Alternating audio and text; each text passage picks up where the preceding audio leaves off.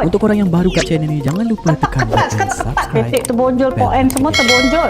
Tapi atas tudung, apa kerjaan? Yo, kiss him chime, check it now. It's a Samaza, right out the bottle. Wow.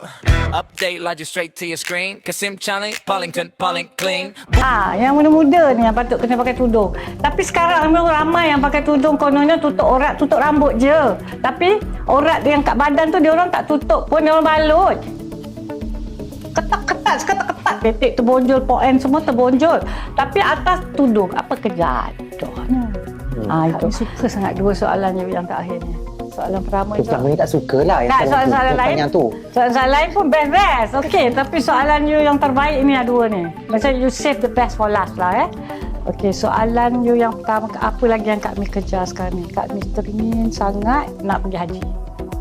Belum dapat lagi, tak tercapai lagi.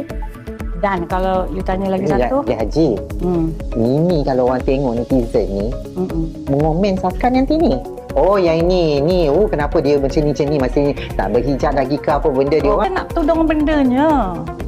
Makcik-makcik kat kampung tu tua tu rambut dah selamba je, berkemban je. Dalam Quran pun dah tulis kalau dah tua tak payah tudung, yang muda-muda ni yang kena tudung. Check. Maybe kita my comment. Ya. Kita tak payah komen. Tak payah komen. Ada. Tanya kat ustaz-ustaz, nanti ustaz-ustaz marah kat kami, tak apalah. It's okay. Kami okey tak apa kami. Tutup aurat, bukan balut aurat. Itu je. Tutup aurat. Kami tak pakai tudung, tapi kami pakai baju longgar-longgar, tak ada yang ketat-ketat, tak pernah pun kami pakai baju. Cek gambar-gambar kami semua tak ada baju ketat, semua loose.